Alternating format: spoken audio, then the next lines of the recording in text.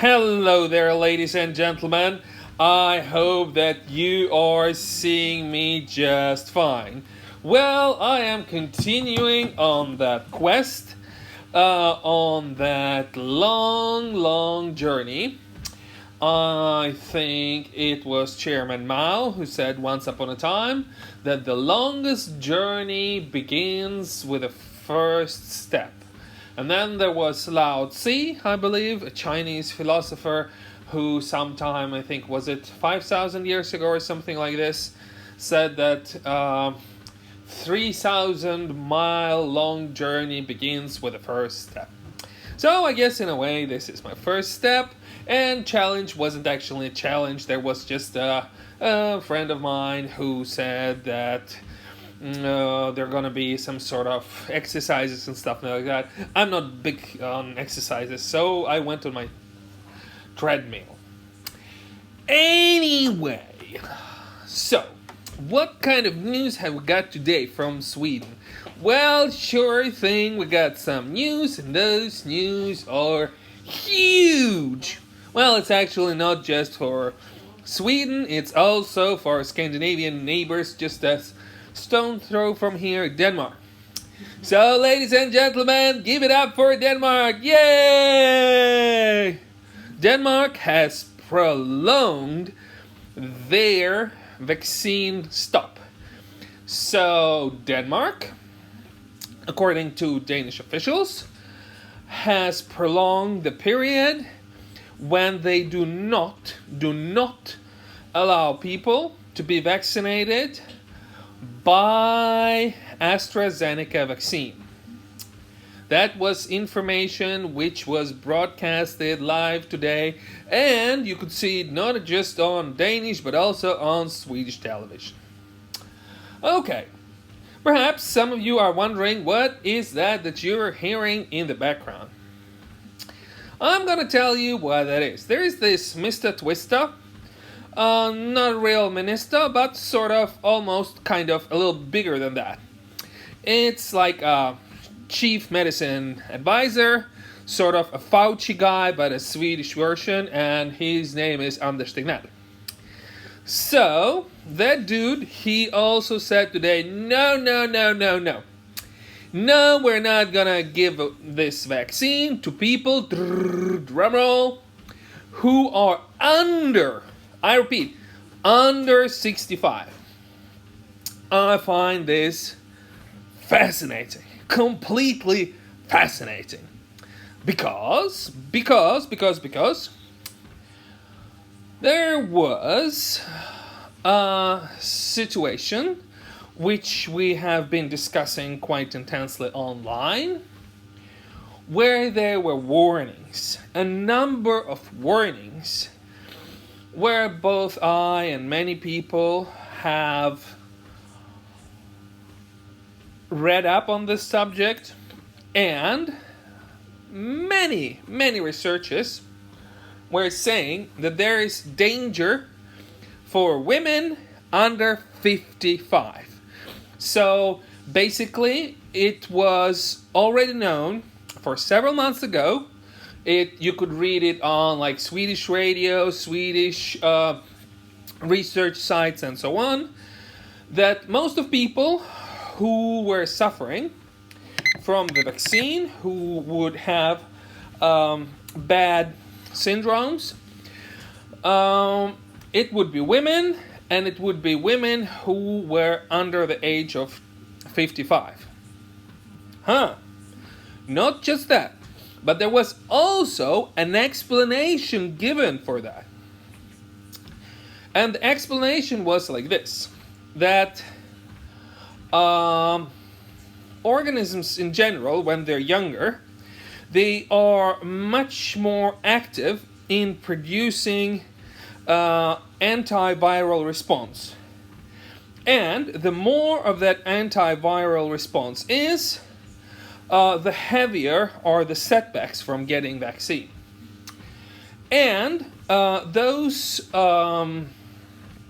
production of this reaction against this vaccine, it was especially heavy for women in the fertile range or somewhere close to it.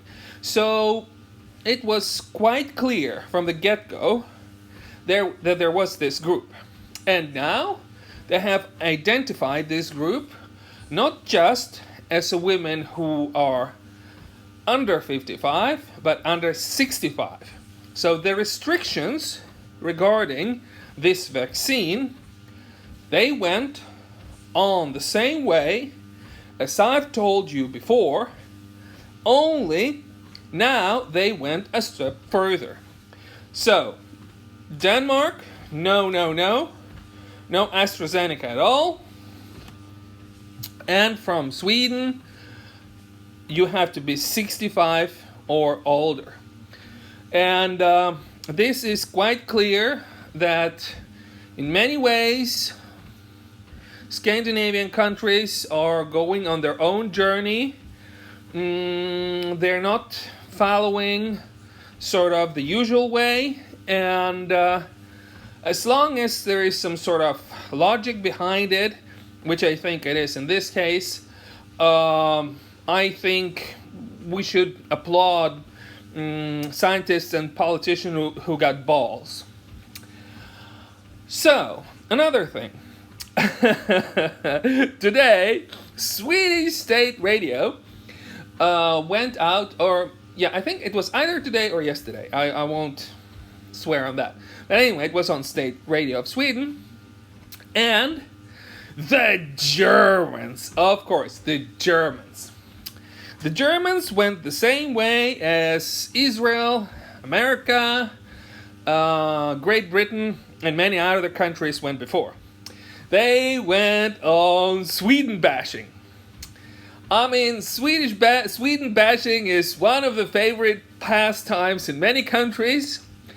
And some countries bash Sweden for being, let's say, too open, for example, towards Islam. On the other hand, if you watch something like Al Jazeera, you would find out that Sweden is way too harsh in treating immigrants. And as you probably guess, I watch all kinds of press, all kinds of TV shows, so I would know. But anyway, Germans, nobody would ever expect that Germans would be telling off Swedes. Well, not only that it has happened, it has also happened in quite harsh terms. It was that way that there was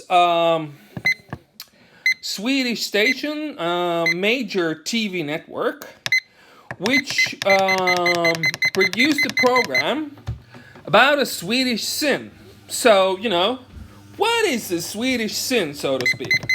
Swedish sin is sort of worldwide known expression, and it is an expression which people have about relaxed Swedish attitude towards sex.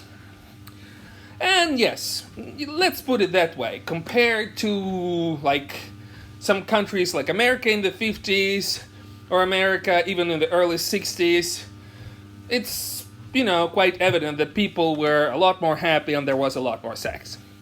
But this time it's not about that, because I mean, you know, Germany in normal times, they also have all those nudist beaches and gay parades and God knows what. So no, not about sex. What? No, nothing about religion, and not really even about politics. It's about, drumroll, coronavirus. Yes, it's all about that. It's all about that.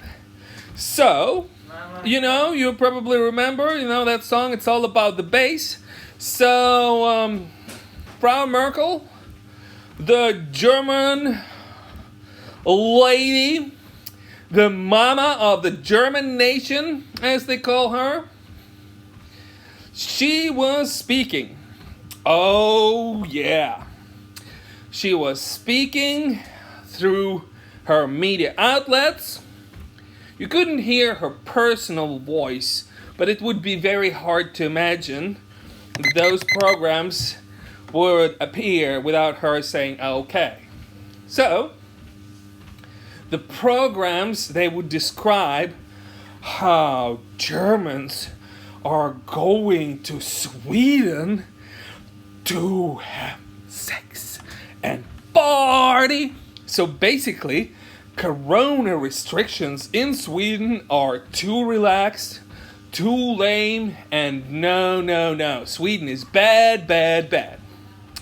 Well, let's say if it was a year ago. Yes, it would work. That would go because there was a huge number of elderly people who was dying then. And the Swedish numbers in many ways could stand out. But absolutely not anymore, because the number of people who died in the spring last year meant that there is a lot less old people who are dying now, and the Swedish numbers are way more normal, way more average than, let's say, numbers in Czech Republic. Because Czech Republic, similar size country, about 10 million, like Sweden, and the numbers are almost double that. But the idea was to tell everybody how naughty the Swedish are. They gather to all those parties where boys meet girls and girls meet boys. They all gather up together, have fun, and lots of sex. I don't know. But has anybody thought that this kind of campaign in the German media could actually popularize Sweden quite a lot? I mean, sure, probably there might be some older, very Christian ladies who would go like, oh my God, oh no, what is that? Sure. But I don't think that they were going anywhere during the corona anyway, right? The one who were like, Merkel's usual fan base. But what about some adventurous young people who were looking, all right, whoa, man, where could I go? Oh, I want to party. And now, check it out. German Central Television, it represents an alternative for them. It shows to them Sweden, a place where you could go and have lots of fun. I think it's interesting. And it's not just that. It's also that Sweden has picked up on that. Sweden has decided to join the image fight.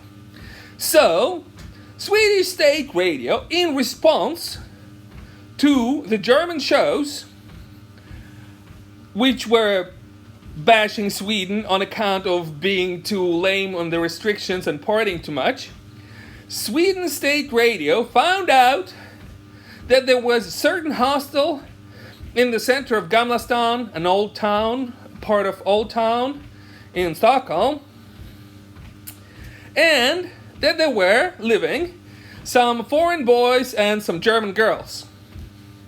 So they took an interview with a girl, and she said, yeah, I came here to get down, to party, to experience all that. But then she also goes like that. After a few days of partying and living here, I started to realize how normal all of this has become. She was back to normal life, right? And being in Swedish reality, she was perceiving the German current lifestyle as a kind of a threat. She was saying that she is very scared to go back to Germany because she didn't know if she would be able to live with that. She was saying on Swedish state radio that there are thousands of very depressed young Germans who are suffering from all kinds of psychological effects like depression and so on, right? And now, when she would be leaving Sweden and going back to Germany, she was very afraid that she could become kind of like that. And that she, in her mind, in her own opinion, would be returning from the normal lifestyle with partying, no masks, and all stuff like that into crazy place, right? So it's very interesting that there are two kinds of narratives and the two major networks are fighting over that. Now, I have two questions. Two questions to all of you. First question is, what do you think? Who is gonna come out on top? Do you think that it will be Germany who would persuade most of people that Sweden is naughty, bad, or it will be Swedish radio that internationally will come out on top telling about partying German girls? So, what's your horse in this race? Sweden or Germany? And the second question is, what do you think? Could it be that by promoting Sweden as this crazy party country, could it be that actually German major TV networks will popularize Sweden as a party place? Alright, people, that's all for me right now. I hope to see you soon again. And don't forget, hit the like button and subscribe. Bye!